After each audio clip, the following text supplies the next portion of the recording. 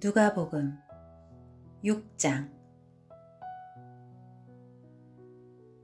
안식일에 예수께서 밀밭을 지나가시는데 제자들이 밀 이삭을 잘라 손으로 비벼서 먹었습니다. 그러자 몇몇 바리새파 사람들이 말했습니다. 당신들은 왜 안식일에 해서는 안 될 일을 하는 것이요? 예수께서 그들에게 대답하셨습니다. 다윗과 그 일행이 굶주렸을 때 다윗이 한 일을 읽어보지 못했느냐? 다윗이 하나님의 집에 들어가 제사장만 먹게 돼 있는 진설병을 자신이 먹고 또 자기 일행에게도 나눠주지 않았느냐. 그러고 나서 예수께서 바리새파 사람들에게 말씀하셨습니다. 인자는 안식일의 주인이다. 또 다른 안식일에 예수께서 회당에 들어가 가르치셨는데 거기에 오른손이 오그라든 사람이 있었습니다. 바리새파 사람들과 율법학자들은 예수를 고소할 구실을 찾으려고 안식일에 예수께서 병을 고치시는지 안 고치시는지 엿보고 있었습니다. 그러나 예수께서는 그들의 속마음을 꿰뚫어 보시고 손이 오그라든 사람에게 말씀하셨습니다. 일어나 앞으로 나오너라. 그러자 그가 일어나 앞으로 나왔습니다. 그리고 예수께서 그들에게 말씀하셨습니다. 내가 너희에게 묻겠다. 안식일에 선한 일을 하는 것과 악한 일을 하는 것 중 어느 것이 옳으냐? 사람을 살리는 것과 죽이는 것 중 어느 것이 옳으냐? 예수께서는 그들 모두를 둘러보고는 그 사람에게 말씀하셨습니다. 내 손을 펴보아라. 그가 손을 펴자 그의 손이 회복됐습니다. 그러나 그들은 화가 나서 예수를 어떻게 해야 할지 서로 의논했습니다. 그 무렵 예수께서 기도하시기 위해 산으로 올라가 밤을 새워 하나님께 기도하셨습니다. 날이 밝자 예수께서는 제자들을 불러 그중 12명을 뽑아 사도로 부르셨습니다. 예수께서 베드로라 이름 지으신 시몬과 그 동생 안드레, 그리고 야고보, 요한, 빌립, 바돌로메, 마태, 도마, 알페오의 아들 야고보, 열심당원으로 불린 시몬, 야고보의 아들 유다, 배반자가 된 가룟 유다였습니다. 예수께서 제자들과 함께 산에서 내려와 평지에 서 계셨습니다. 거기에는 제자들의 큰 무리가 있었고 또 온 유대와 예루살렘과 두로와 시돈의 해안 지방에서 모여든 많은 백성이 큰 무리를 이루고 있었습니다. 그들은 예수의 말씀도 듣고 자기들의 병도 고치고자 몰려온 사람들이었습니다. 더러운 영들에게 시달리던 사람들도 있었는데 그들은 낫게 됐습니다.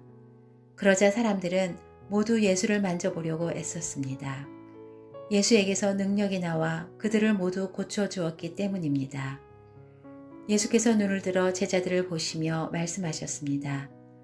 너희 가난한 사람들은 복이 있으니 하나님 나라가 너희의 것이다. 너희 지금 굶주리는 사람들은 복이 있으니 너희가 배부르게 될 것이다. 너희 지금 울고 있는 사람들은 복이 있으니 너희가 웃게 될 것이다.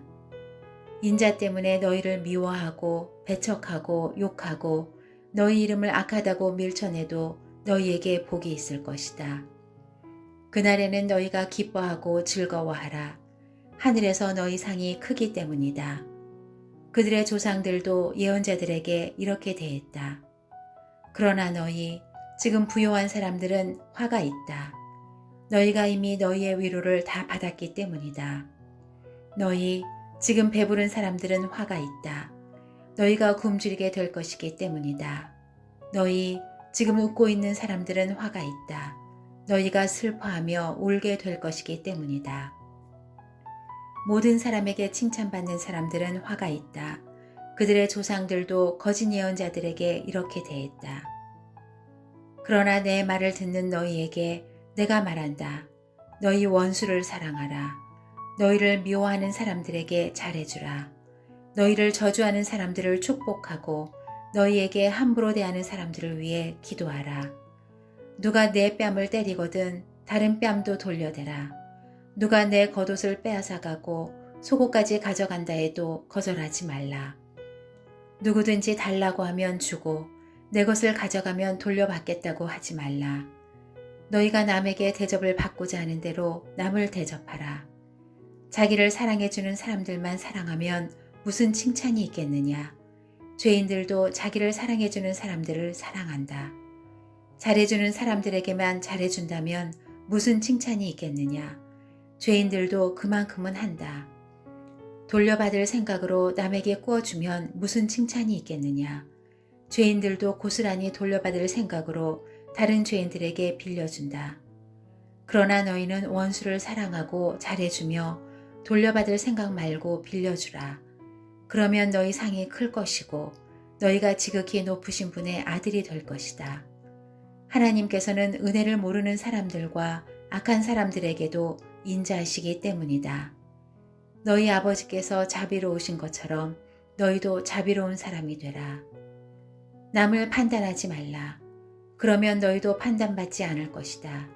남을 정죄하지 말라. 그러면 너희도 정죄받지 않을 것이다. 용서하라. 그러면 너희도 용서받을 것이다. 남에게 주라.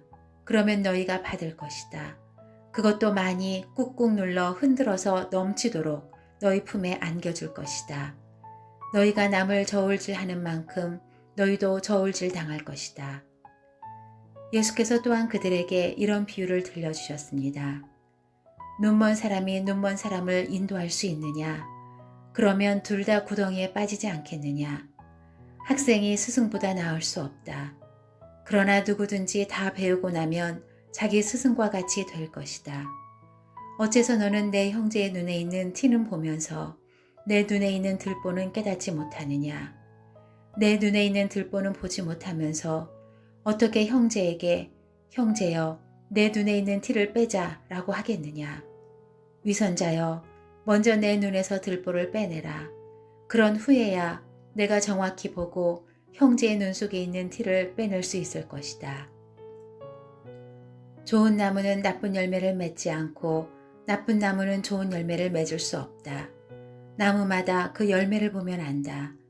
가시나무에서 무화과를 딸 수 없고 찔레나무에서 포도를 딸 수 없는 법이다.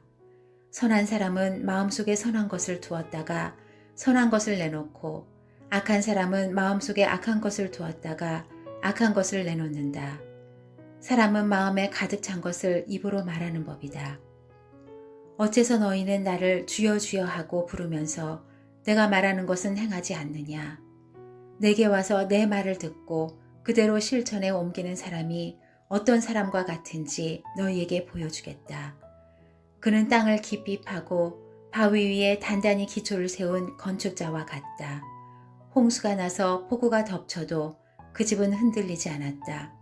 그 집이 잘 지어졌기 때문이다.